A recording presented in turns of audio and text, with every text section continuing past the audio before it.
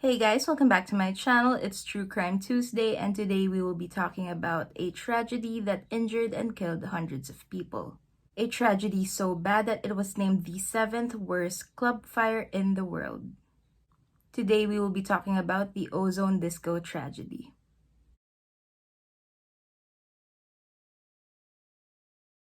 Filipinos are known to be very superstitious people. One of the things that is widely believed here is that graduating students and fresh graduates are not only susceptible to bad luck, but are more prone to accidents as well. And this is why parents often become stricter in implementing rules and curfews during these times. Not gonna lie, a lot of us thought that this is complete BS until we actually hear the stories. And this particular story definitely takes the cake in sending shivers down our spines. Now, aside from being extremely hot and humid, March is usually a very exciting month for us since it signified that the summer season is beginning. Most students looked forward to a 2.5 month summer break while the others are filled with anticipation, waiting not only for their graduation day, but also for the rest of their lives to begin. However, some lives tragically end before they even do. Since it was graduation season, clubs and restaurants and other businesses offered promos and discounts in hopes for an influx of customers. And this, of course, would usually work. Ozone Disco was no different. Just like their other competing establishments, they cooked up different offers and marketing strategies to attract more people, and they did so successfully. Located in Timog Avenue, Quezon City, Philippines, Ozone Disco was one of the most popular hangout spots for young individuals or young adults in the early to mid 1990s. The club opened in 1991 under Westwood Entertainment and quickly attracted the attention of college students and young professionals alike. This was usually a safe space for young individuals to meet up and have fun with their friends. But all of that would end in a tragic way. The night of March 18, 1996 started young. By the time the clock hit 9 p.m., Ozone Disco was already filled with partygoers. Their dance floor was already jam-packed and all of the tables... The dance floor was already jam-packed and all tables and seats were already occupied. It was crammed in there and everyone was so sweaty, but no one cared. They were having the time of their lives. They drank and danced their hearts out, partying the night away, not knowing that for some of them, it would be the last. Before midnight struck at 11:35 p.m., a spark ignited from a plug beside the DJ booth. This socket had way too many cords and devices plugged into it, which caused a short circuit. Now, this spark rapidly turned into a fire, which quickly climbed up to the ceiling of the club, instantly catching the attention of the partygoers. However, everyone thought that this was just part of some special effects that the club had for a special show. Until the DJ, who knew all too well that this was not part of his set, attempted to announce for people to slowly exit through the main entrance. However, his attempt failed because the microphone that he got was malfunctioning. Not long after this, dark smoke engulfed the entirety of Ozone Disco, and a strong chemical smell flooded the whole area, followed by a complete blackout. At this point, some were already aware of the situation while the majority continued dancing and drinking, completely oblivious to what was happening around them. Now, it wasn't until the DJ booth completely burst into flames when people started to realize the gravity of the situation. Panic completely took over, making everyone run for the main entrance. However, no matter how hard they pushed, the doors wouldn't open. The hysteria caused an indoor stampede, crushing and cramming people in the process. People still attempted to push the doors open, completely unaware that these would only swing inwards due to the feng shui performed during its construction. This was done in the belief that this will cause money to flow in smoothly for the business. The people who were trapped inside did not know this. However, the bouncers outside did. However, these bouncers thought that the muffled noises they were hearing from the inside was a big riot going on. So, following the protocol given to them by the management, they locked the doors. But even though they did decide to push these doors open, I don't think they would be able to due to the hundreds of people blocking the entryway. All the screaming from the inside were muffled due to the soundproofing of the club. Now, despite having no luck, the partygoers kept on trying to push the doors open, injuring themselves and others along the way. Miraculously, the doors burst open, causing the ones in front to fall forward all at the same time. People rushed out running, crushing those who are on the floor. Many were able to make it out alive, but some just barely.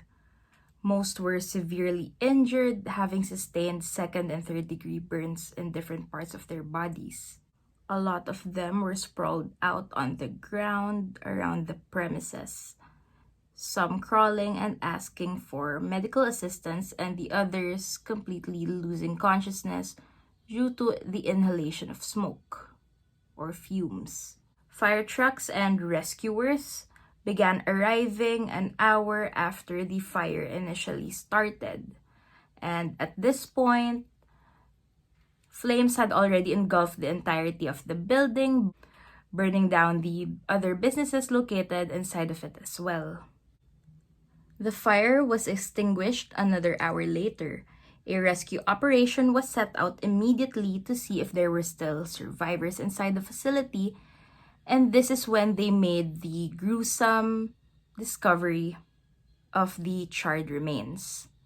Lots of them. There were no more survivors inside. And although a lot of people were able to escape, the 162 people left inside weren't so lucky.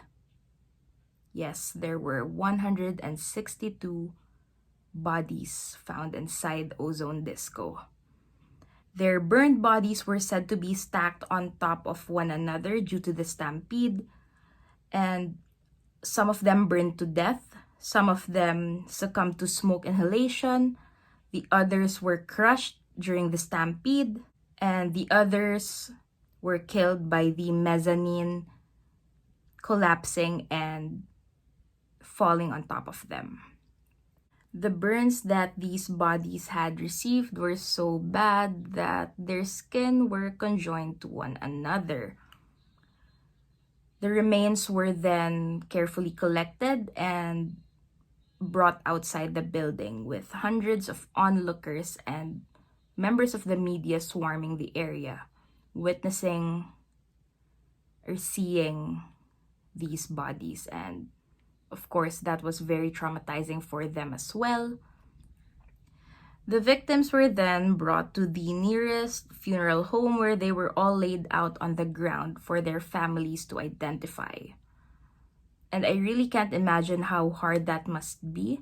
Some of them were barely recognizable at this point because some of them had burned skin, burned clothes, they had burnt hair as well. A formal investigation started immediately. The now almost non-existent building was thoroughly inspected.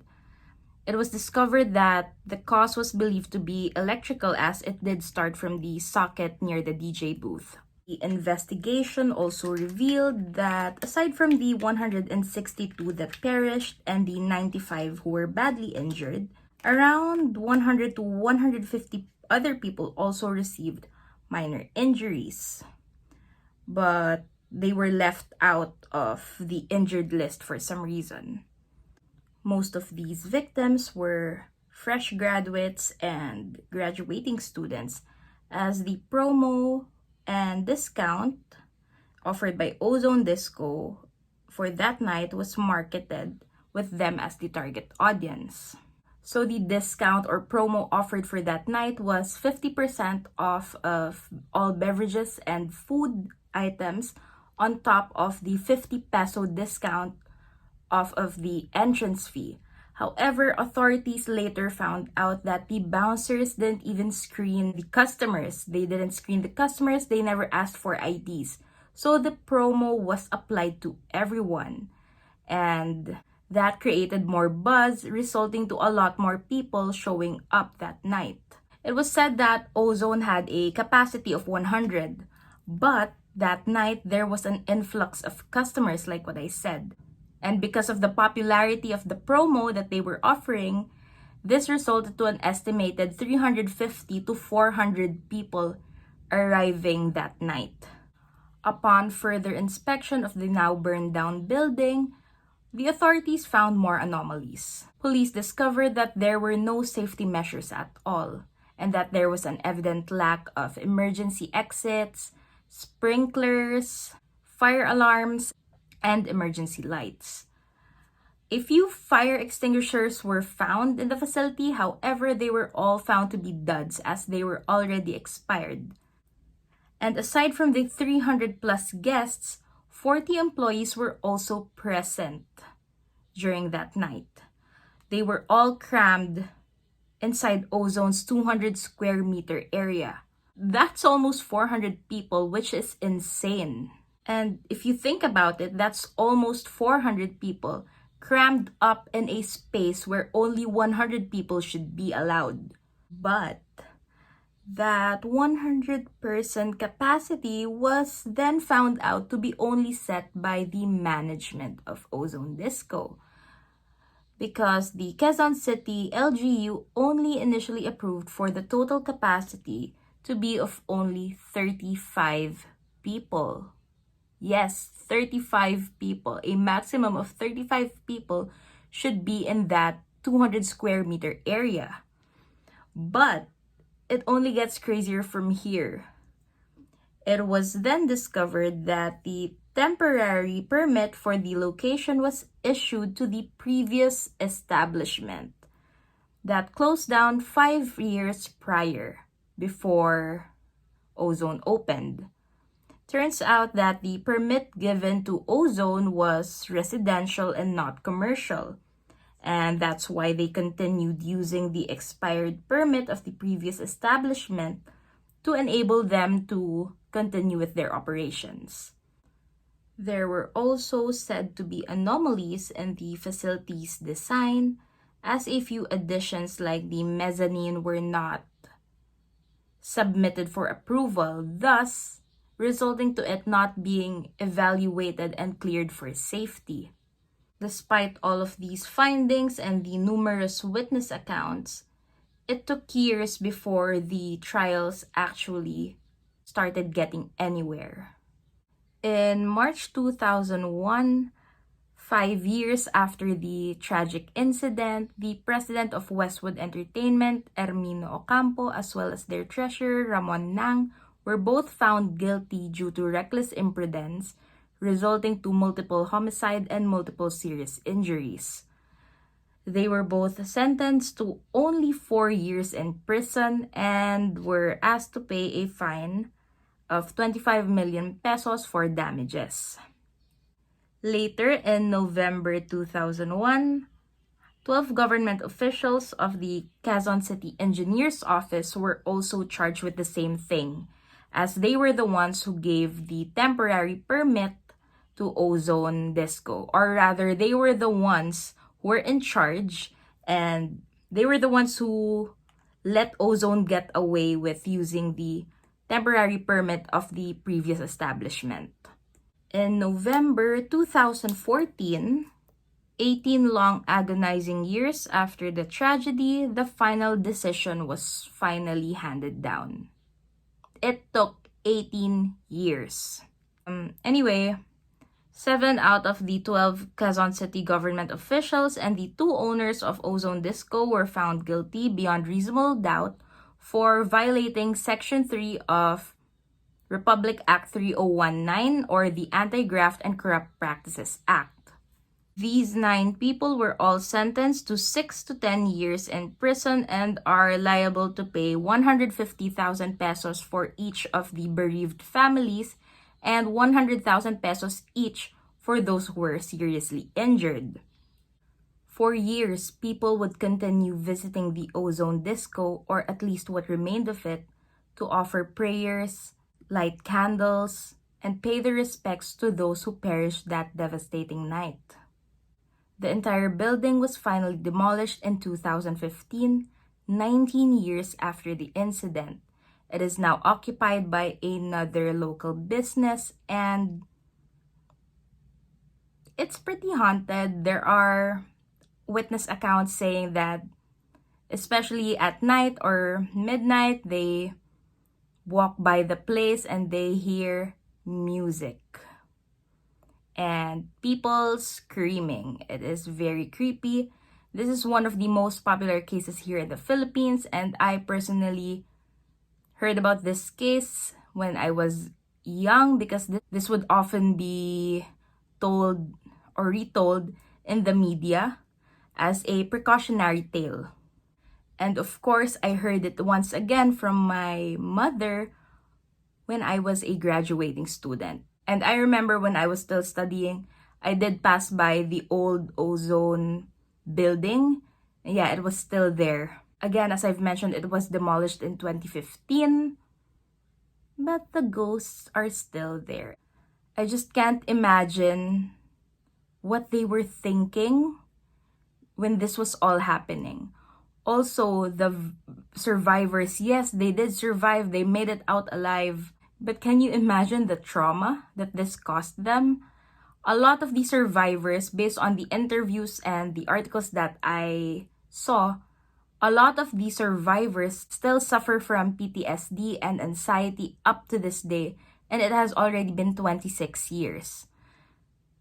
And honestly, I do not agree with the sentence. 6 to 10 years is not enough. They ruined so many lives. And it could all have been prevented if people cared less about money. You know, if they cared about the safety of their clients, the safety of their employees, this could have all been prevented. However, when it comes to money, people just become greedy. And honestly, that could happen to you and me as well.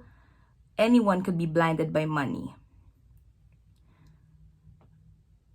Aside from the 6 to 10 years in prison, they did pay the fine of 100 to 150,000 pesos each.